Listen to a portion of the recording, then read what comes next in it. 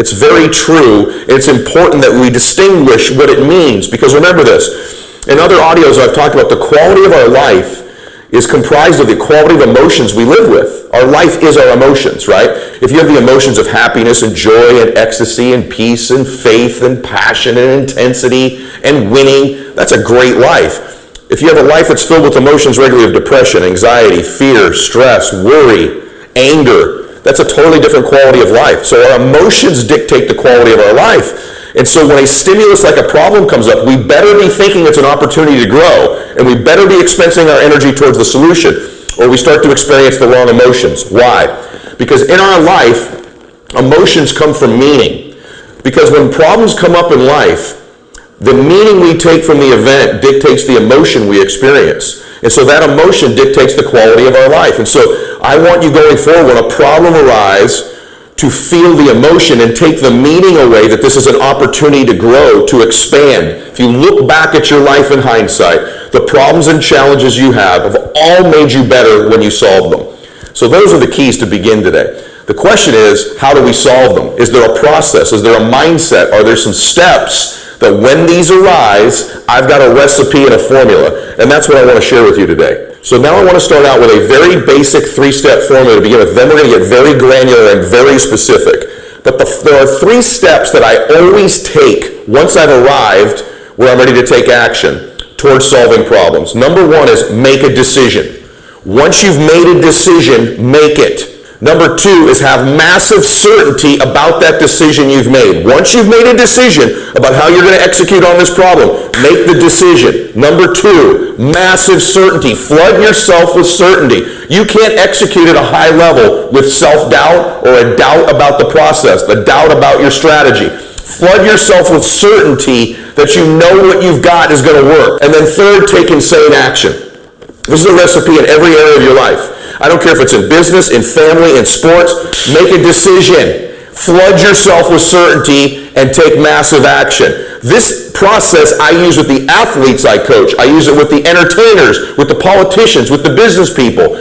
I'm always reminding them all the time. I'm repeating them constantly. Make a decision. People wait around too long for the perfect plan. I'd rather have a flawed plan executed with certainty and massive action than the perfect plan executed with doubt and very little action.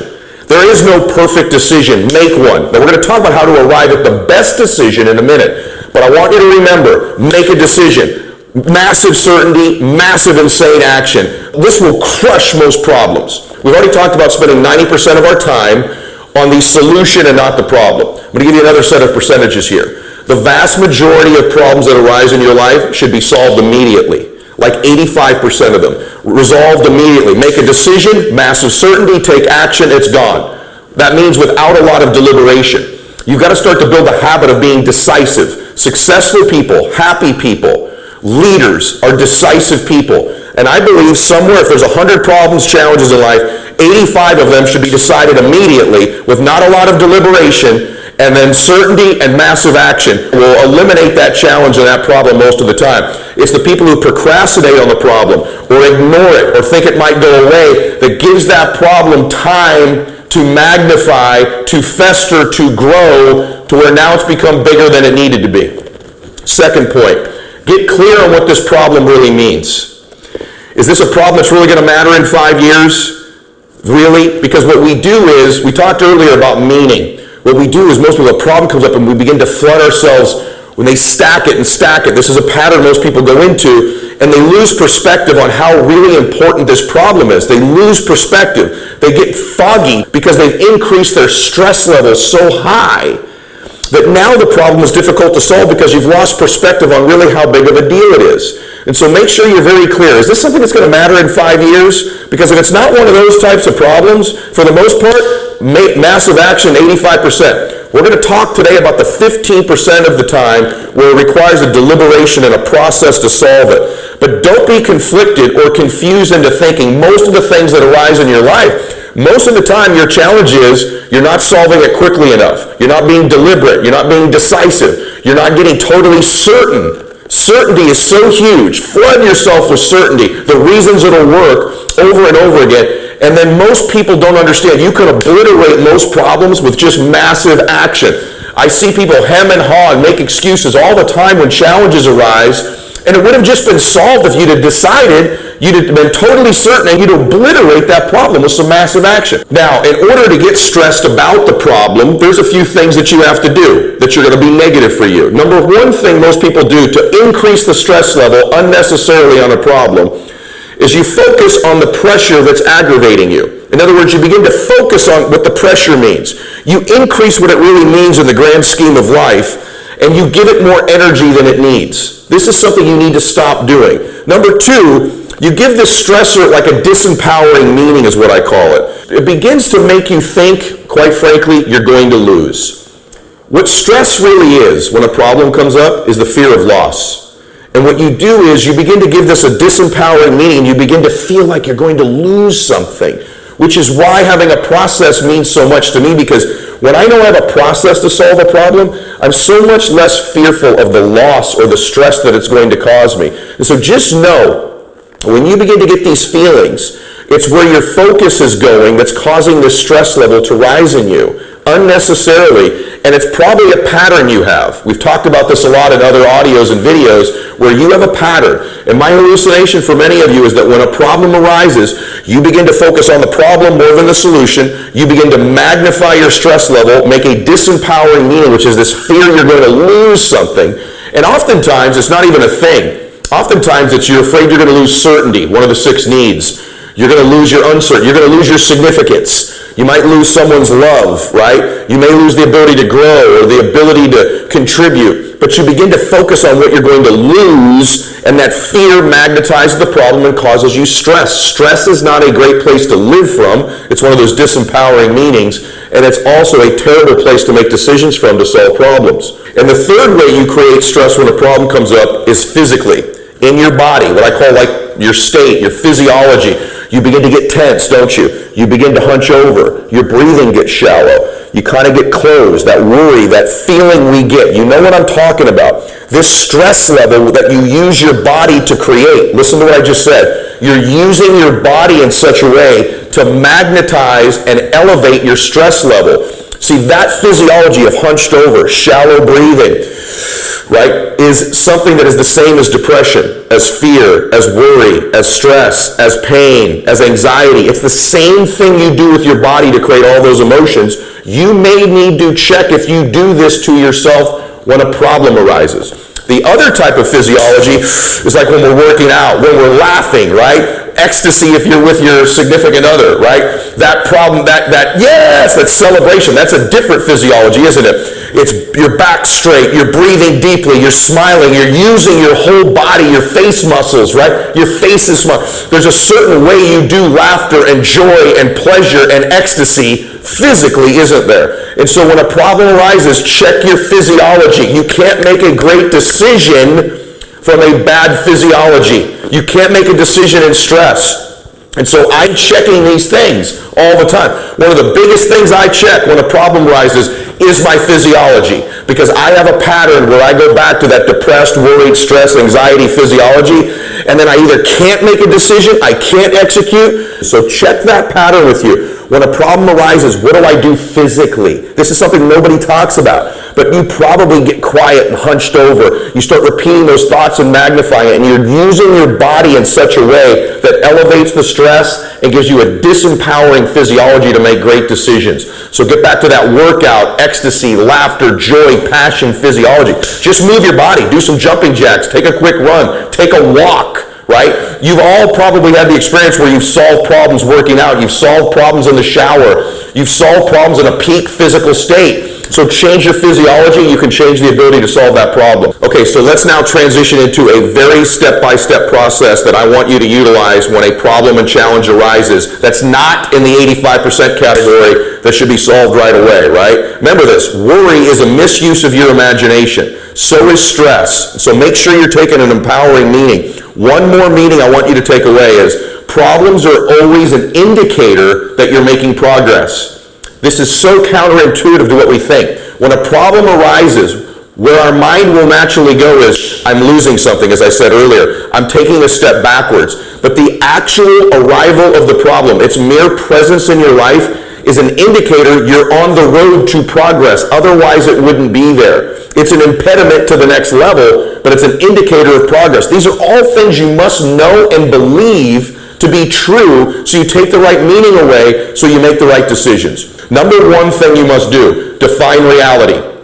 Where are you really? What does this really mean? What is this really all about? So you have to define reality. Like, what does this really mean? What is really happening right now? Not the story you've already started to tell yourself about what's happening, but can you get clear? Can you step out of your own situation and look at the problem from an independent perspective, from an unbiased perspective, and define reality? What really is the challenge? What really is the problem?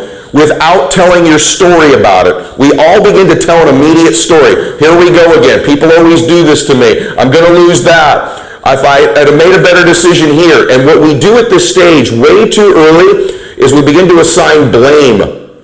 Blame should never be assigned in the problem-solving process. That is post-mortem. That is after you're done solving the problem and it is dead.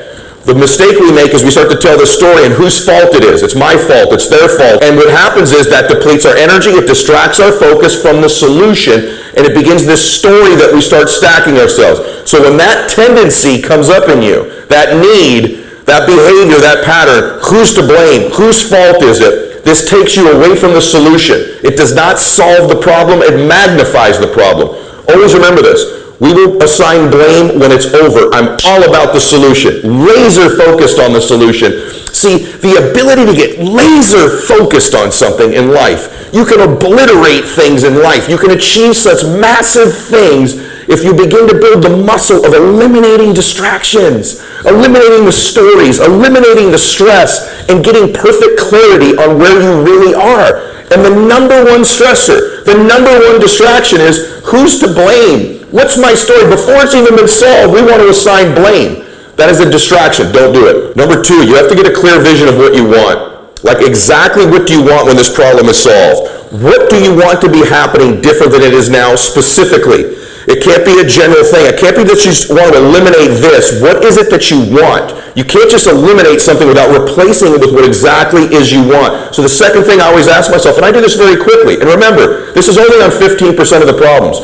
What is it exactly that I want? With specificity, with clarity. Because this laser focus now, I can move towards a solution if I'm clear on what it is. Which is number three. Once I'm clear on what it is, get resourceful. Once you've figured out exactly what it is in number two, the third step is to get totally resourceful about solving the problem. What does that mean? Who are the people that can help you? The resources, the places, the things, the circumstances, the collaborations. Who is that you might need to talk to who solved a similar problem in your life? What are the resources available to you? The more you begin to point out to yourself, I have all these resources at my disposal, the more your anxiety and stress level begins to go down, and it's true. Are there problems like this you've solved in the past? Something similar in the past you've solved or somebody else has solved? Most people get very unresourceful. They feel like there's no hope, no help. So ask yourself, how do I get resourceful? What are my resources here? And then the last thing, if I could just say this to you that are people of faith, or if you plug into the universe, why don't you embrace the fact and the belief that you're being guided? That there's a blessing happening in your life, or that you can plug into something that's got great answers for you. There's resources everywhere for you. For those of you that are people of faith, or even if you're somebody who you don't have a specific religion, but you plug into the energy of the world, why is it that when a problem arises, we abandon our God, we abandon our faith, we abandon the fact that we're guided, we abandon the higher consciousness that we believe in? Why is it that when a problem arises, we abandon that? Why don't you believe you're guided? My great resource is my contacts, my friends, my previous experience, maybe the people around me that I can talk to, but my biggest one is my God. I'm being guided, I'm being blessed, I'm favored. Plug into that divine inspiration, that divine understanding. If you pray for their guidance, or you pray for their help, you pray for their will, right? And you can pray for the information as well. So begin to feel you're guided. Get super resourceful is the third step. The fourth empowering question you just ask yourself very quickly, what can I learn from this? People say to me, that's really difficult to do in the middle of the problem. No, it's not. It's just something that's a habit you've not built yet. What can I learn from this? What's the learning experience? Because as you're learning as you go, this problem is less likely to repeat itself in our lives. There's nothing wrong with making mistakes. There's nothing wrong with even having problems.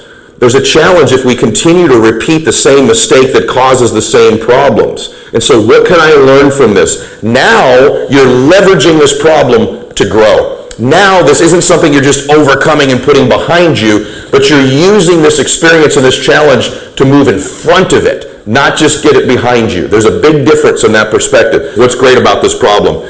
That's a difficult question to ask when you're going through the middle of it, Ed. No, it's not. Not if you build a habit, not if you begin to think like this, because what that does is it changes the meaning to you. It puts you in an empowering state and not a disempowering state. So what is great about this? There are always great things in having problems and challenges, whether it's going to be that you'll be more prepared next time, or you're going to put things in place that will prevent it from happening next time, or what you're going to learn from it, or how you're going to grow from it, or who you're going to connect with from it, or the other ancillary things that are going to be improved, or the fact that it just gives you a challenge and keeps you alive, right? But what's great about the problem? It just helps you take the right meaning. The more we can get in the right state and the right meaning, the more we're going to be able to do the three things we talked about, which is make that decision, load ourselves with certainty, and take massive, insane action. So the more you understand that a couple of reasons this is great, the more you've learned something from it, the more you're flooding yourself with certainty. All of these are steps that help you with step 2 I shared earlier of flooding yourself with certainty. Because I know when I said that earlier, like I know you were thinking, I can make the decision, and I understand number 3 with insane action, but how do I get more certain? How do you do that? You do that by taking away what you're learning, by taking away what's great about it.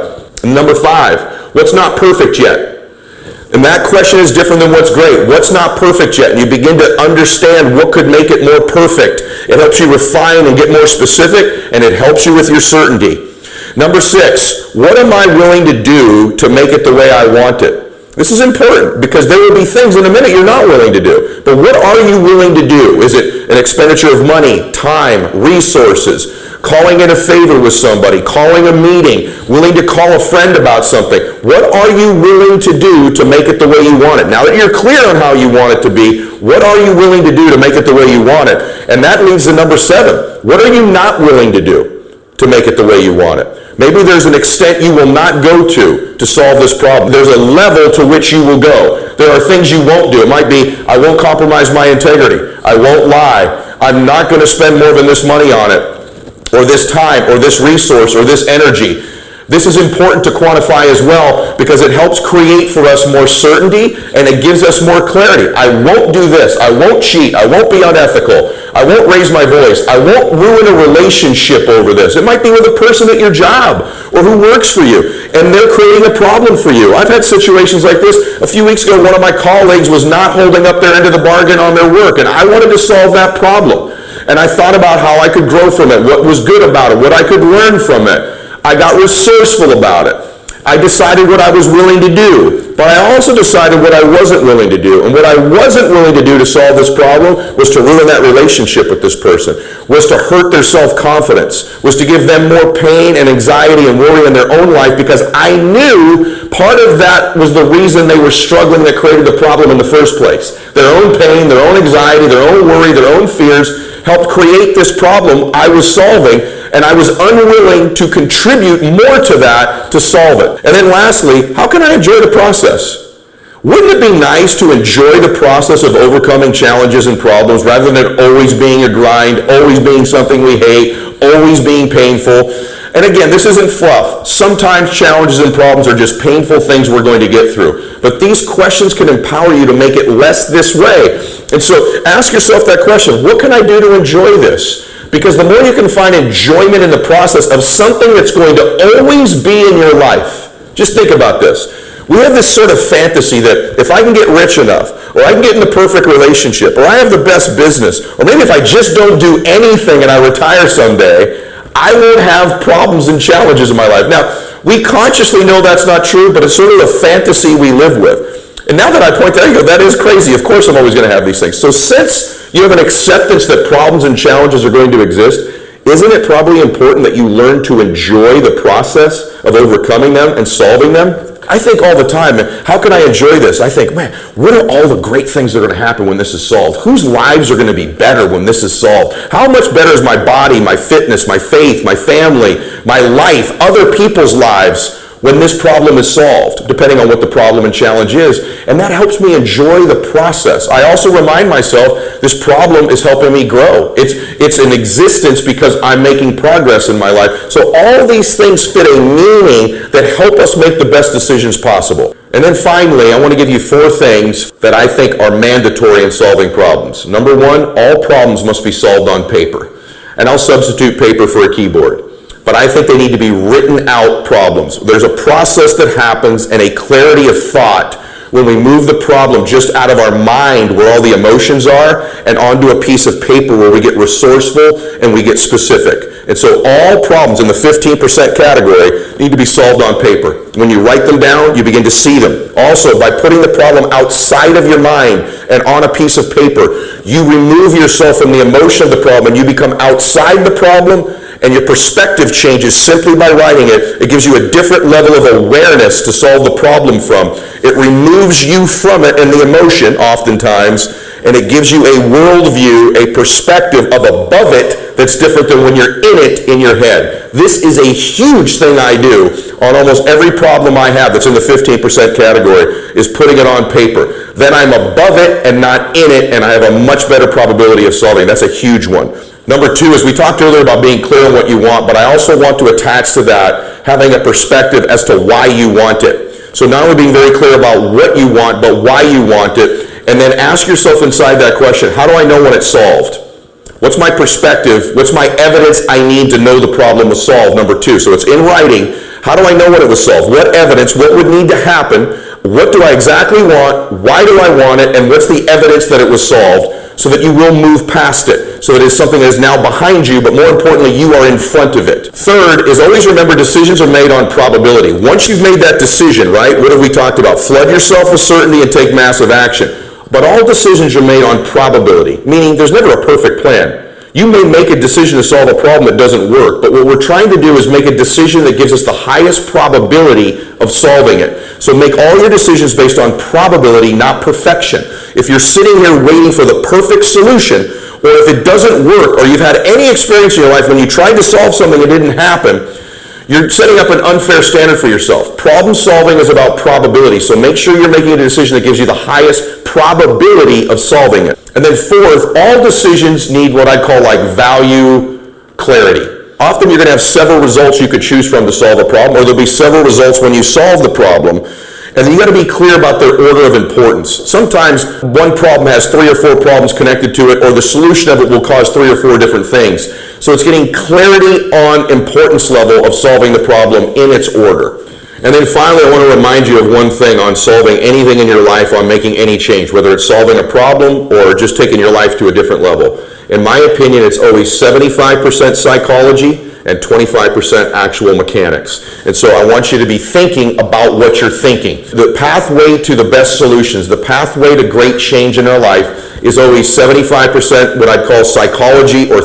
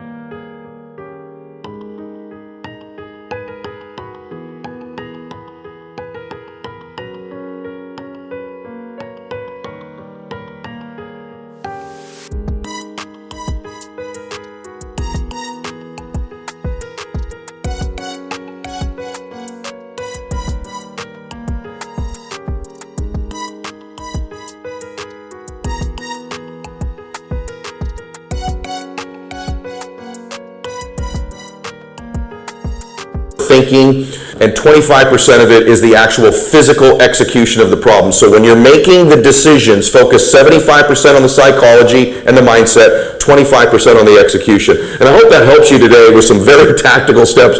I don't know that I've ever laid out more tactics and steps in one thing because it's such an important topic.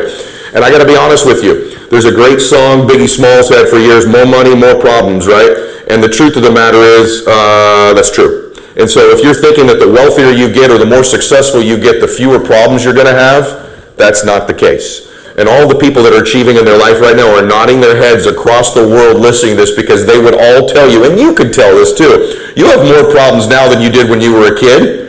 Right now in your life, if you're at a higher level than you were 5 years ago, there are more frequent problems and sometimes even bigger problems as you progress in life. That's why it's so true that problems and challenges are an indication of progress. Show me the size of your problem and I will show you the size of your success, and frankly the size and scope of your life. And so please know, learning to solve problems at the level you're at now and having a formula and a recipe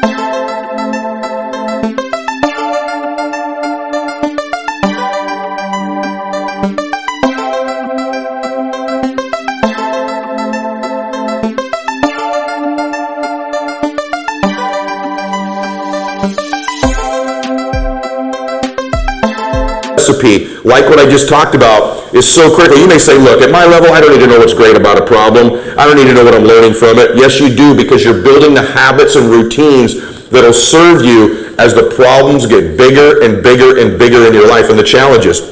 And what's wonderful about that is it also proves to be true what I told you earlier. The bigger the problem and the challenge, the bigger the opportunity, the greater the indicator you're going to grow and have progress. Because I'm telling you, as someone whose life's grown pretty substantially the last 25 or 30 years, I don't have fewer problems, I have more.